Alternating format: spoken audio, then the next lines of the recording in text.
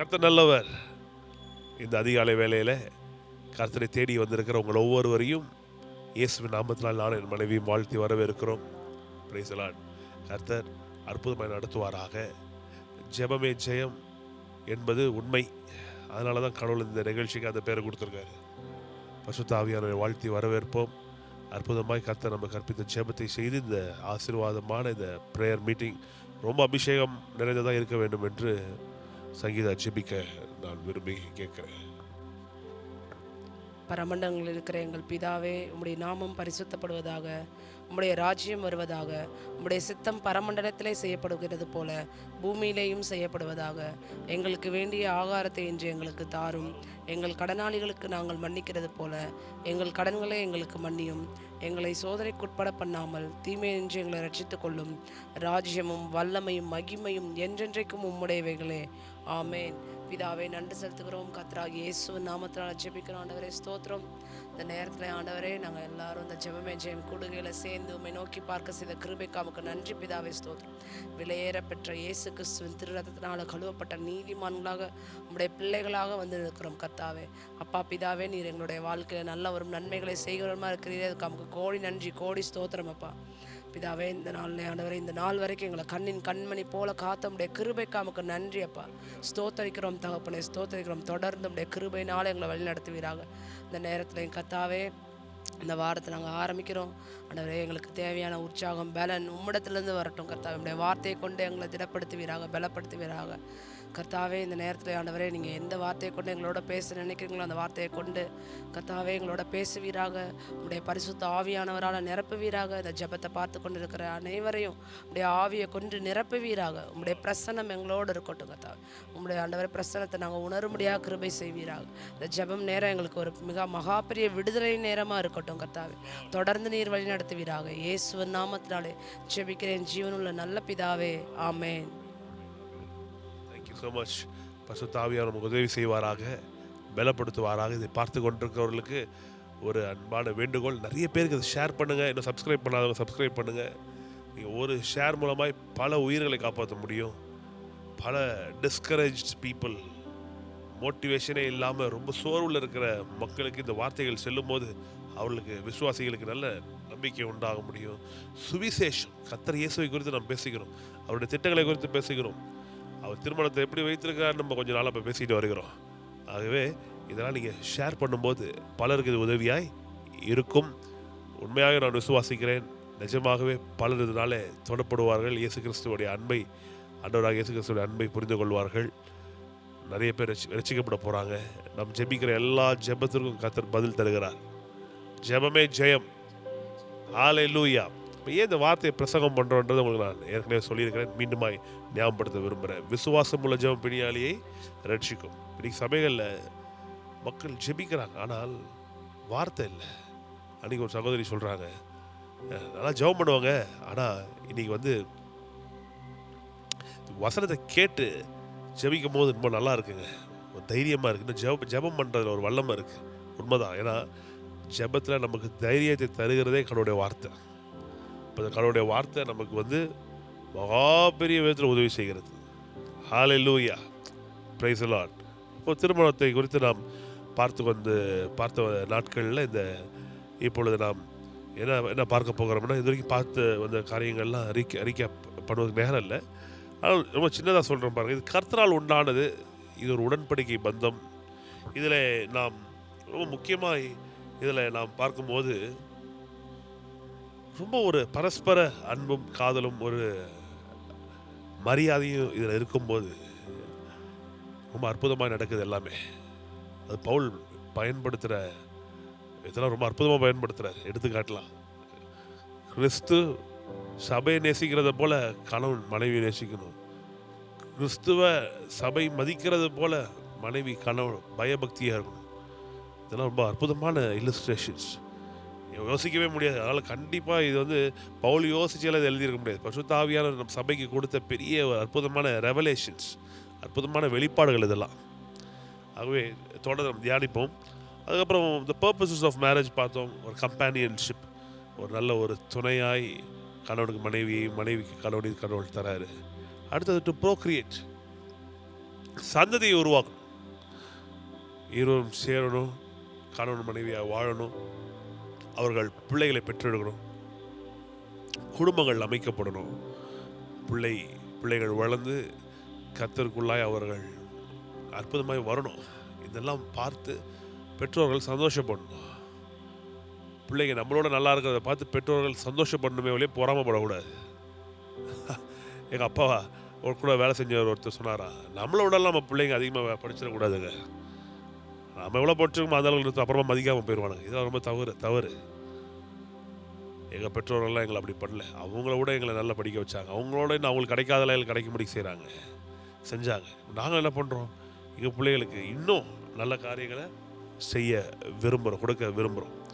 அதே போல் நம்ம எல்லாரும் அடுத்தடுத்த தலைமுறை இன்னும் வளருகிறதை ஆசைப்படணும், இன்னும் உயருகிறதை கனவு காணணும், இன்னும் அவர்களுக்கு இன்னும் செய்ய முடியும் அப்படின்னு உற்சாகத்தை கொடுக்கணும். அதுக்கு முதல் வீட்டில் சண்டை இருக்கக்கூடாது, கணவன் மணி அன்பாக இருக்கணும், கணவன் மணி ஒற்றுமையாக இருக்கணும். அப்போ தான் பிள்ளைகள் அதை பார்த்து ரொம்ப ஹெல்த்தியாக வளருவார்கள். அவங்க மனதளவில் பாதிப்புகள் இருக்காது. ஆகவே ஒருவேளை ஐயோ நிறைய நாங்கள் பிரச்சனைகளை பார்த்தோம், பிள்ளைகள்லாம் நாங்கள் சண்டை போட்டதெல்லாம் பார்த்தாங்கன்னா கவலைப்படாதீங்க. இனியில் ஜெபம் பண்ண ஆரம்பிங்க, இனியில் அன்பாக இருக்க ஆரம்பிங்க. உங்கள் பிள்ளைகளுடைய மனதெல்லாம் கர்த்தருடைய மகிமையினால் அவருடைய அபிஷேகத்தினால் ஆட்கொள்ளப்படும். அவர்கள் பார்த்தீங்கன்னா இன்னும் அற்புதமாக வார்த்தைக்குள்ளே வளர்க்கப்படும் போது நிறைவானது வரும்போது குறைவானதெல்லாம் என்ன பண்ணிடும், ஓடி போயிடும். அவர்கள் பார்த்த அம்மா அப்பாவே வேற மாதிரி இருக்கணும் இனிமேல் வர நாட்களில். இது வரைக்கும் சண்டை போட்ட அப்பா அம்மா அவங்க மறந்துட்டு சந்தோஷமாக இருக்கிற அப்பா அம்மா தான் அவங்களுடைய மைண்டில் மெமரியில் இருக்கணும். எத்தனை பேர் விசுவாசிக்கிறீங்க? அப்போது நோக்கங்கள் திருமணத்தில் ஒரு கம்பேனியன்ஷிப், அப்புறம் டு ப்ரோக்ரியேட், ரீப்ரொடியூஸ், பிள்ளைகளை பெற்றெடுக்கிற பெருக்கம். ஆண்டவர் சொல்கிறாரு ஆதியாகமம் 1:28, நீ பழுகி பெருகி பூமியை நிரப்பி கீழ்ப்படுத்தி ஆண்டுகொள் அப்படின்றார். சேர்ந்து எல்லாத்தையும் செய்யணும் கர்த்தருடைய துணையை கொண்டு. இன்றைக்கி பார்க்க போகிறோம். கர்த்தர் இதை ரொம்ப அற்புதமாக சொல்கிறார் பாருங்க. எபேசியர் 5ஆம் அதிகாரத்தில், to reflect God's relationship with his people. தேவன் தன்னுடைய மக்களோடு இருக்கிற அந்த உறவு ரொம்ப ரொம்ப ரொம்ப அற்புதமாக இந்த திருமணத்தில் இது காண்பிக்கப்படுகிறது. நம்மால் பார்க்கவும் முடிகிறது. படிக்கலாம். இதன் நிமித்தம் மனுஷன்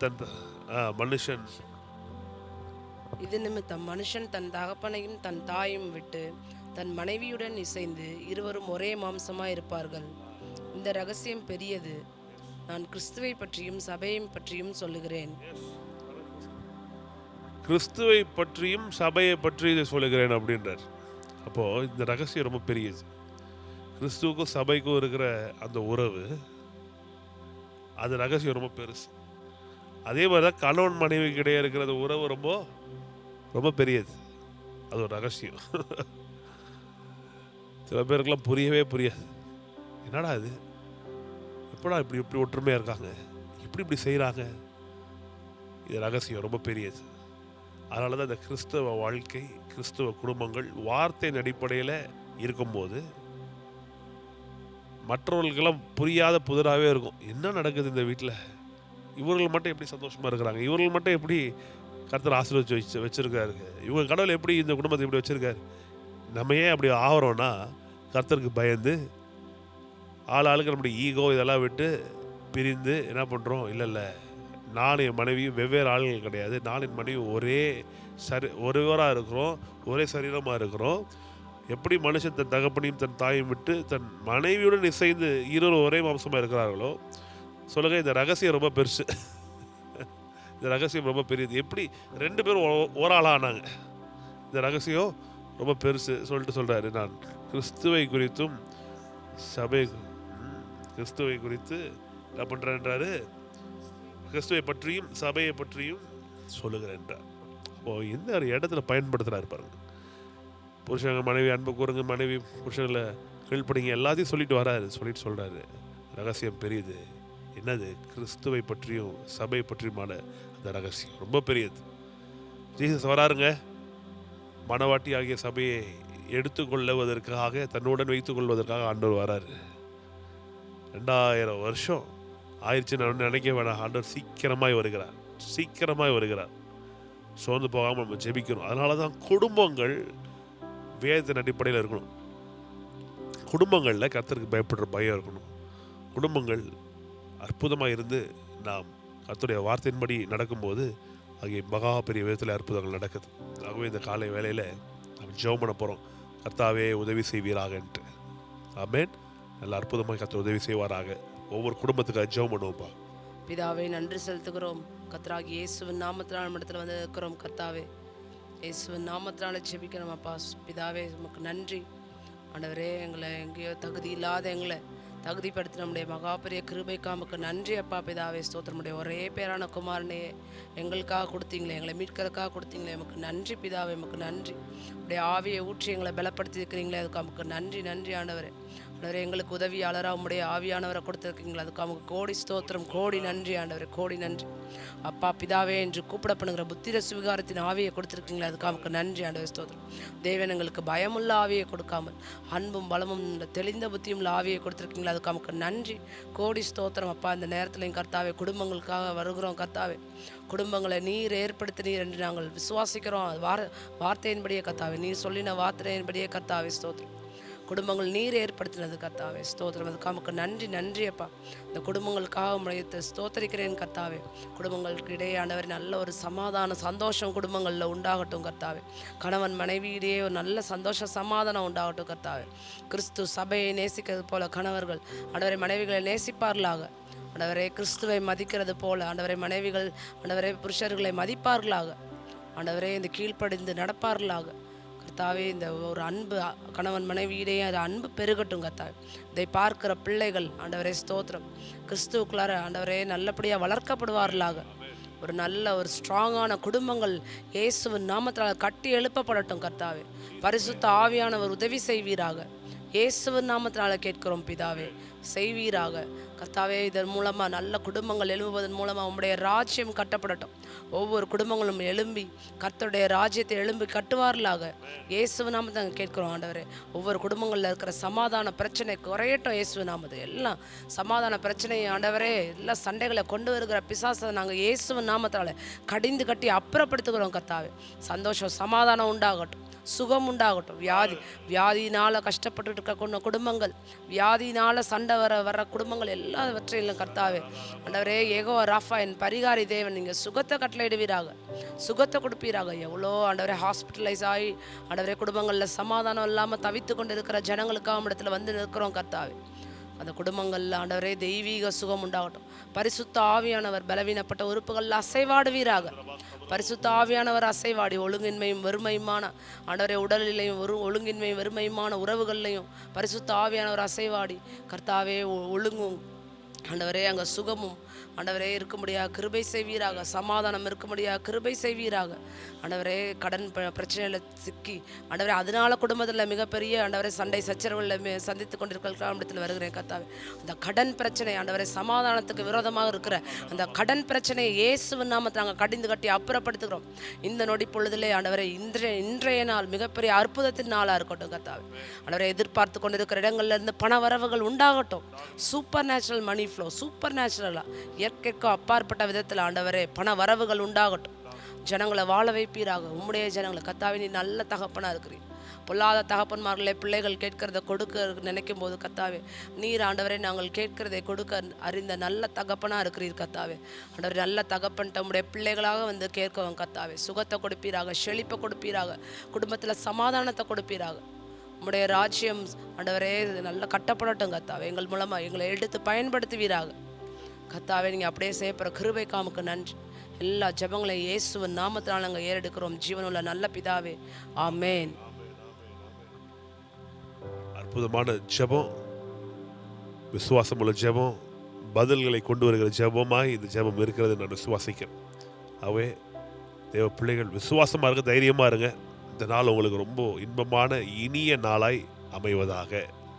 தொடர்ந்து மீண்டுமாய் உங்களை சந்திக்கும் வரைக்கும் கர்த்தருடைய அளவில்லாத பிரசனமும் ஆளுகையும் உங்களோடு கூட இருக்கட்டும். நம்முடைய கர்த்தராகிய இயேசு கிறிஸ்துவின் கிருபையும் பிதாவாகிய தேவனுடைய அன்பும் பரிசுத்த ஆவியானவருடைய ஐக்கியமும் பாதுகாப்பும் பராமரிப்பும் நம் அனைவரோடும் இன்றைக்கு இருப்பதாக. சேர்ந்து சொல்லுவோம், என் ஆத்மாவே ஸ்தோத்திரியின் முழு உள்ளமே கர்த்தருடைய பரிசுத்த நாமத்தை ஸ்தோத்திரியின் ஆத்மாவே கர்த்தர் செய்து சகல என்றும் வராது. ஆமேன் ஆமேன். பலருக்கு ஷேர் பண்ணுங்கள். சப்ஸ்கிரைப் பண்ணாதவங்க சப்ஸ்கிரைப் பண்ணிக்கங்க, நோட்டிஃபிகேஷன் பெல் பட்டன் அழுத்திக்கங்க. அப்போ தான் நாங்கள் உங்களோட தொடர்பு கொள்ள முடிகிற காரியங்கள், இந்த வீடியோஸ்லாம் உங்களை வந்து தொடர்பு கொள்ள முடியும், உங்களை சந்திக்கும், வந்து உங்களுக்கு அனுப்ப முடியும், வந்து சேர்க்க முடியும் எங்களால். ஆகவே எங்களுக்காக ஜெபம் பண்ணிக்கங்க. கர்த்தர் தொடர்ந்து நமக்கு உதவி செய்வாராக. Thank you so much. God bless you.